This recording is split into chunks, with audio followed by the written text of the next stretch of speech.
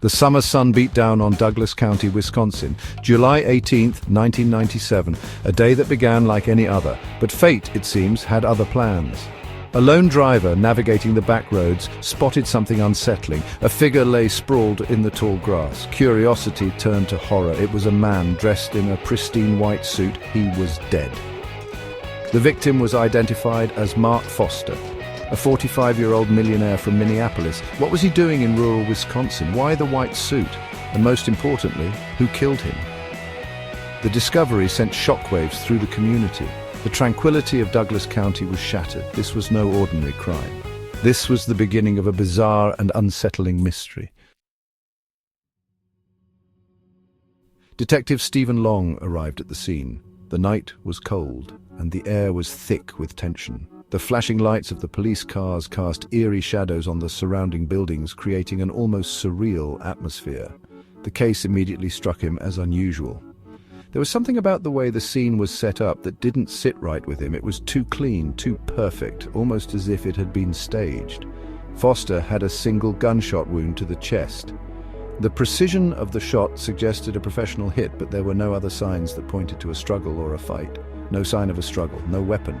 It was as if the killer had vanished into thin air, leaving behind no trace of their presence. Just an eerie silence hanging over the crime scene. The kind of silence that makes you feel like you're being watched, even when you're alone. As Detective Long examined the body, he found something peculiar. A small detail that most would have overlooked, but not him. A small folded note tucked inside Foster's shoe. It was hidden well, almost as if it was meant to be found by someone who knew where to look. The note read, "Jack Frazier isn't. It's Jimmy Bailey or look-alike, I hope I'm now." The handwriting was shaky, as if written in a hurry or under duress. The message was cryptic, confusing. It didn't make any immediate sense, and it raised more questions than it answered. Who were Jack Frazier and Jimmy Bailey? Were they connected to Foster, or were they just random names thrown in to mislead the investigation?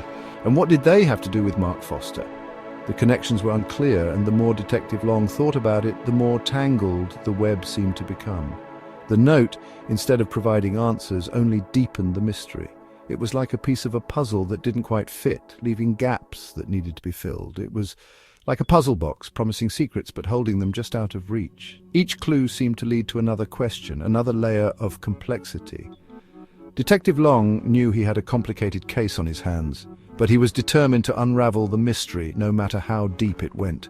The truth was out there, hidden in the shadows, and he was going to find it. The note became the focal point of the investigation. It was cryptic, filled with symbols and phrases that seemed to lead nowhere. Yet it was the only tangible clue they had. The detective spent countless hours under the dim light, trying to decipher its meaning, hoping it would unlock the mystery behind Foster's murder. Could Jack Frazier or Jimmy Bailey be Foster's killer? Both men had checkered pasts and were known to have had run-ins with the law. Their names appeared in the note, making them prime suspects. The detective's gut feeling told him that one of them might hold the key to solving the case. Detective Long pursued every lead. He walked through the darkest alleys, visited the seediest bars, and talked to the most unreliable informants. Each clue, each piece of information was meticulously pinned to his bulletin board, forming a complex web of connections. He tracked down both men, but their alibis checked out. Jack Frazier was at a family gathering, surrounded by relatives who vouched for him. Jimmy Bailey was seen at a local diner, chatting with the waitress who remembered him clearly. The detectives' hopes were dashed as each alibi was confirmed. They had no connection to Foster, no motive for murder. The detective was back to square one, with nothing but frustration to show for his efforts. The cleared profiles were a stark reminder of the dead ends he kept encountering. The names, it seemed, were a cruel distraction, a dead end. The detective crumpled the paper in frustration, the empty leads file mocking him from the desk. It was as if someone was playing a twisted game, leading him in circles. Frustration mounted as weeks turned into months. The investigation stalled. The detective's desk became cluttered with files and notes, each one a testament to the time slipping away. The pressure was mounting, and the case was growing colder by the day. Foster's life, however, presented a new avenue of inquiry. The detective began to dig into Foster's background, hoping to find something, anything that could provide a new lead. Foster was a successful businessman, but there was more to his story. He was a successful businessman, but his personal life was shrouded in secrecy. He attended high-end parties, mingled with the elite, yet always seemed to be hiding something. The detective sensed that the key to the mystery lay in uncovering Foster's hidden life. Rumors swirled about his eccentricities, whispers at parties, strange behavior noted in newspaper headlines, all pointed to a man who was not what he seemed. The detective knew he had to dig deeper, to peel back the layers of Foster's public persona. Detective Long needed to delve deeper, to uncover the man behind the wealth. He spent nights poring over files, peering through blinds, watching and waiting for a breakthrough. The deeper he dug, the more complex the case became. He secured a search warrant for Foster's Minneapolis home. It was a long shot, but the detective hoped that the house would hold the answers he was looking for. The search warrant was his ticket to uncovering the truth.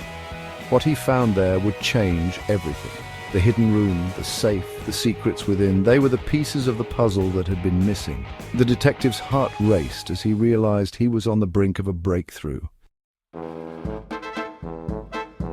Foster's home was luxurious, opulent, but something felt off. An oppressive atmosphere hung in the air. As Detective Long and his team searched the house, they uncovered a hidden world. A room in the attic, locked from the inside. Inside, a chilling discovery: an altar, candles, incense, strange symbols, books on demonology, ritual magic, the occult. Drawings of disturbing rituals pinned to the walls. A collection of bizarre and disturbing artifacts filled the room. The air grew heavy. The detective stared in disbelief. The wealthy businessman, the murder victim, was deeply involved in the occult. Had this dark fascination led to his demise? The discovery of Foster's occult involvement shifted the investigation. Detective Long consulted with experts in ritualistic crime. He learned about cults, sacrifices, dark desires taken to deadly extremes. One name kept surfacing: Greg Fenner. Fenner, a known figure in the local occult scene, had ties to several groups. He matched the profile of someone who might have crossed paths with Foster. Detective Long brought Fenner in for questioning. At first, Fenner denied everything. He claimed he knew nothing about Foster, had never even met him. But Detective Long had a hunch. He presented Fenner with the evidence. The note, the occult items, the details only the killer could know. Fenner cracked. Under the intense pressure of the interrogation, Fenner finally broke down and confessed. His voice trembled as he recounted the events that led to the fateful night. The room was thick with tension, every word he spoke adding to the gravity of the situation. He admitted to meeting Foster at an occult gathering, a clandestine event shrouded in mystery and darkness. The gathering was unlike anything most people could imagine, filled with eerie rituals and shadowy figures. Fenner described in vivid detail how he drove Foster to a secluded spot in Douglas County. The drive was long and filled with a tense silence, the kind that makes every minute feel like an eternity. He knew the area well, having scouted it out weeks in advance. He spoke of the gunshot, the deafening sound that shattered the stillness of the night. The fear that gripped him was palpable, yet he described a cold detachment as he left Foster's lifeless body in the desolate field. It was a moment that would haunt him forever. But what drove him to commit such a heinous act? What could possibly push a man to take another's life in such a brutal manner? The answer was more bizarre and unsettling than anything Detective Long could have imagined. It was a revelation that defied logic and reason. Fenner believed in a ritual, a dark and twisted ceremony that promised unimaginable rewards. He was convinced that this ritual held the key to his deepest desires. The ceremony was shrouded in secrecy, performed under the cover of night with candles and ancient symbols. Hooded figures chanted in unison, creating an atmosphere thick with foreboding. Fenner claimed that by killing Foster in a specific way, on a specific date, he could transfer Foster's soul into himself. This, he believed, would grant him powers beyond human comprehension.